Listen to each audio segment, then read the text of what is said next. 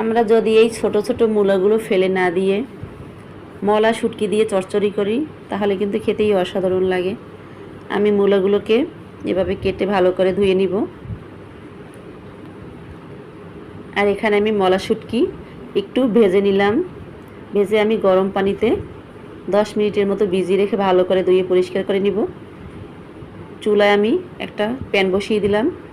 রান্নার তেল দিয়ে দিলাম পেঁয়াজ রসুন কাঁচা মরিচ কুচি, আর দিয়ে দিব মলা শুটকি, দিয়ে দিলাম স্বাদ মতো লবণ, হলুদ মরিচের গুঁড়া, অল্প একটু পানি দিয়ে আমি ভালো করে মশলাটাকে একটু কষিয়ে নিলাম। আমি মূলার সাথে কিছুটা আলু আর কাঁঠালের বিচি একসাথে দিয়ে দিলাম। ভালো করে কষিয়ে আমি অল্প পানি দিয়ে আমি রান্না করে নিব। তো সবাই ভালো থাকবেন। আল্লাহ হাফেজ।